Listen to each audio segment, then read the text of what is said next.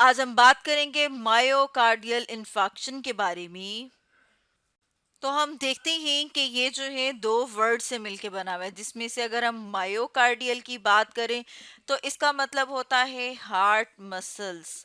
और इसी तरह से अगर हम बात करें इन्फेक्शन की तो इसका मतलब होता है टिश्यू डेथ। यानी कि जब हार्ट के मसल्स या हार्ट के जो टिश्यूज हैं उनकी डेथ हो जाए तो उसकी वजह से क्या होता है, हार्ट अटैक। यानी कि मायोकार्डियल इन्फेक्शन का जो दूसरा नाम है वो हार्ट अटैक है। जैसे यहाँ पर हम अपने सामने इस डायग्राम में देख रहे हैं कि जो है हार्ट को ब्लड सप्लाई करने वाली जो आर्टरी है उसमें ब्लॉकेज, चाहे वो थ्रोम्बस की वजह से हो या फिर हम कहते हैं कि एथरोस्क्लेरोटिक प्लैक की वजह से हो, तो उसकी ब्लॉकेज की वजह से जो यहाँ पर सेल्स होती हैं उनको ऑक्सीजन की सप्लाई रुक जाती है और उसकी वजह से होता है हार्ट अटैक, जिसे मायोकार्डियल इन्फेक्शन भी कहा जाता है। थ्रोम्बस कहा जाता है ब्लड क्लॉट को। इसके बारे में और एथेरोस्क्लेरोटिक प्लैक के बारे में हम डिटेल में डिस्कस कर चुके हैं अपनी लास्ट वीडियो में। तो अब हम मज़ीद समझते हैं एक एनिमेशन की मदद से। एनिमेशन हम देख रहे हैं यूट्यूब का एक चैनल सेवेंथ एक्टिव स्टूडियो से। अब हम इसको इनलार्ज करते हैं, साथ इसको प्ले करते हैं।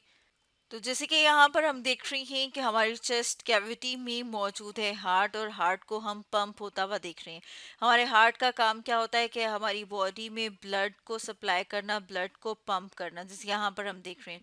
और इसका जो ये वाला चैम्बर है जिसे कि लेफ्ट वेंट्रिकल कहा जाता है, ऊपर जो मौजूद होती हैं इन्हें कहा जाता है एट्रियम। जैसे यहाँ पर हम अपने सामने देख रहे हैं कि यहाँ पर जो अपर चैम्बर्स हैं वो मौजूद हैं, और इस साइड पर हम देख रहे हैं लेफ्ट एट्रियम जो कि यहाँ पर मौजूद है। सॉरी, हाँ जी, लेफ्ट एट्रियम, और यहाँ पर मौजूद है राइट एट्रियम। इसी तरह से हम देख रहे हैं इस साइड के ऊपर लेफ्ट वेंट्रिकल मौजूद है और यहाँ पर जो है वो राइट वेंट्रिकल मौजूद है। और ये जो लेफ्ट वेंट्रिकल होता है इसका काम ये है कि ये पूरी बॉडी को ऑक्सीजनेटेड ब्लड सप्लाई करता है, यानी इसकी बहुत ज़्यादा फोर्स लग रही होती है। तो जैसे यहाँ पर अब हम देख रहे हैं हार्ट को पंप होते हुए और इसके अंदर से हमें ब्लड के थोड़े से नज़र आ रहे हैं, सॉरी, जो सेल्स हैं वो मूव करते हुए नजर आ रहे हैं, जैसे यहाँ पर देख रहे हैं। अब इसके ऊपर हम देख रहे हैं एओर्टा मौजूद है, और यहाँ पर ये जो हम देख रहे हैं ये हमें हाईलाइटेड नजर आ रही हैं, इन्हें कोरोनरी आर्टरीज कहा जाता है। कोरोनरी का वर्ड जो है वो हार्ट के लिए इस्तेमाल हो रहा है, यानी कि हार्ट के अपने सेल्स को जो ब्लड सप्लाई करी हैं आर्टरीज, वो कोरोनरी आर्टरीज हैं। अब अगर इनमें किसी भी वजह से ब्लॉकेज आ जाए तो उसकी वजह से जहाँ पर ब्लॉकेज होगा उसके आसपास के जो सेल्स होंगे उनको न्यूट्रिएंट्स और ऑक्सीजन नहीं मिलेगी, तो उन सेल्स की डेथ होना शुरू हो जाती है। तो जैसे कि यहाँ पर हम देख रही हैं कि अब अगर हम किसी आर्टरी को इनलार्ज करके देखें तो उसमें हम देख रहे हैं कि नॉर्मल जो ब्लड सप्लाई है वो इस तरह से होगी, हम देख रहे हैं कि कोरोनरी आर्टरी है। लेकिन अगर किसी वजह से इसके अंदर जो है वो क्या हो जाए, कोलेस्ट्रॉल की या फैट की डेपोजिशन हो जाए, यानी इस जगह पे कोलेस्ट्रॉल जमा होना इकट्ठा शुरू हो जाए, तो इस कंडीशन को हम कहते हैं आर्टीरियोस्क्लेरोसिस, जैसे यहाँ पर आप देख रही हैं अपने सामने लिखा हुआ। अब ये जो आर्टीरियोस्क्लेरोसिस है अगर इसमें ब्रेक आ जाए तो उसकी वजह से क्लॉट डेवलप हो जाएगा, और ये जो हमें येलो कलर की डेपोजिशन नजर आ रही है इसे प्लैक बोलते हैं, ये प्लैक है। और ये जो कंडीशन है जिसमें इस तरह से आर्टरीज के अंदर प्लैक जम जाता है या फिर कोलेस्ट्रॉल इकट्ठा हो जाता है, जमा हो जाता है, उसे जो है वो आर्टीरियोस्क्लेरोसिस कहते हैं। अब हम देखते हैं कि अगर किसी भी वजह से इसमें जो है वो ब्रेक आ गया, जैसे यहाँ पर आप देख रहे हैं ना कि इसके प्रेशर की वजह से जो आर्टरी की अंदर वाली वॉल है ब्रेक आ गया, तो अब उस ब्रेक को जो है ब्लॉक करने के लिए ब्लड में मौजूद खास किस्म के सेल्स जो हैं वहां पर आके इकट्ठे होते हैं जिन्हें प्लेटलेट्स कहते हैं, तो और साथ में एक ब्लड क्लॉट बन जाता है। अब जब ब्लड क्लॉट यहाँ पे बन जाएगा तो उसकी वजह से आगे वाले सेल्स को ब्लड सप्लाई या तो बिल्कुल कम हो जाएगी, या फिर हो सकता है कि आगे वाले सेल्स तक ब्लड जो है वो पहुंचे ही ना, ब्लड सप्लाई जो है वो बहुत स्लो हो जाए या कंप्लीट ब्लॉकेज हो जाए उन सेल्स को। एक और कंडीशन होती है जिसको कोरोनरी आर्टरी स्पाज्म बोलते हैं, हैं। जैसे यहाँ पर आप देख रहे हैं कि लिखा हुआ है, इसमें क्या होता है कि सडन जो है वो नैरो हो जाती हैं ब्लड वेसल। जैसे यहाँ पर आप देख रहे हैं ना कि ये क्या होगी, वहाँ से नैरो होगी। और ये जो है मुख्तलिफ किस्म के ड्रग्स की वजह से भी हो सकता है, और इसकी वजह से भी हम देखते हैं कि जो ब्लड की सप्लाई है उसमें रुकावट आती है। एक और वजह भी होती है जिसे कोरोनरी आर्टरी डाइसेक्शन कहा जाता है। इसमें जो ब्लड वेसल है या कोरोनरी आर्टरी है उसकी जो इनर वॉल है उसमें ब्रेकेज आ जाता है। जैसे अगर हम इसको थोड़ा सा बैक प्ले करें तो यहाँ पर आप देख रहे हैं ये इनर वॉल जो है इसमें ब्रेकेज आया है।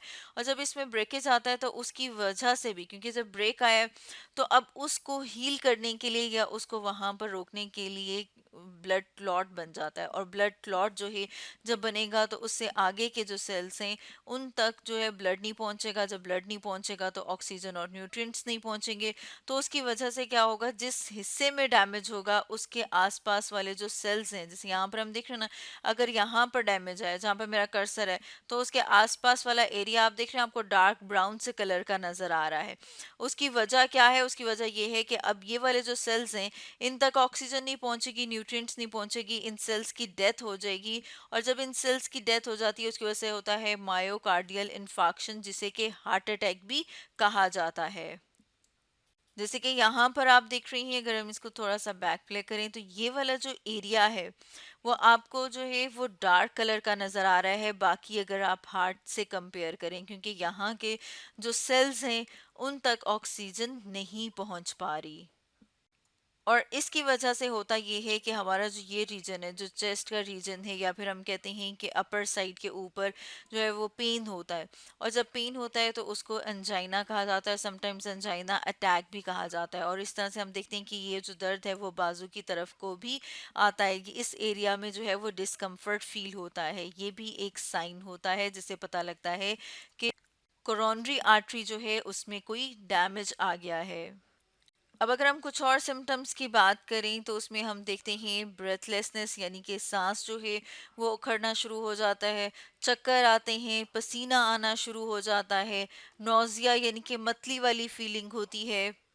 और अगर हम इसकी ट्रीटमेंट की बात करें तो उसमें हम देखते हैं कि ऑक्सीजन थेरेपी दी जाती है ताकि बॉडी के जो सेल्स हैं उन तक ऑक्सीजन पहुंच सके। इसके साथ साथ हम देखते हैं कि एस्प्रिन या एंटी प्लेटलेट थेरेपी दी जाती है ताकि ब्लड क्लॉट्स जो हैं वो डिज़ोल्व किए जाएं और खून जो है वो थोड़ा पतला हो ताकि खून की सप्लाई जो है वो आसानी से हो सके। इसके अलावा हम देखते हैं थ्रोम्बोलिटिक थेरेपी जो है वो की जाती है। थ्रोम्बस जो है वो ब्लड क्लॉट को कहा जाता है। ब्लड क्लॉट को डिसॉल्व करने के लिए मेडिसिन दी जाती हैं ताकि यहाँ से ब्लड क्लॉट जो है वो डिसॉल्व हो जाए। और जब ब्लड क्लॉट डिसॉल्व हो जाएगा तो ब्लड की सप्लाई जो है वो काफ़ी हद तक जो है नॉर्मल हो जाती है। इसके इसके अलावा हम देखते हैं कि नाइट्रोग्लिसरीन और मॉर्फिन भी दी जाती हैं ताकि जो स्ट्रेस है उस एरिया की उसको कम किया जाए और रिलीफ मिले वहाँ पर मौजूद जो कोरोनरी आर्टरी है उसको। तो इस तरह से हमने देखा कि थ्रोम्बस यानी कि ब्लड क्लॉट या फिर आर्टरी में प्लैक जमने की वजह से जो ब्लॉकेज होता है उसकी वजह से हो सकता है मायोकार्डियल इन्फार्क्शन। तो स्टूडेंट्स, आज हमने स्टडी किया मायोकार्डियल इन्फार्क्शन के बारे में।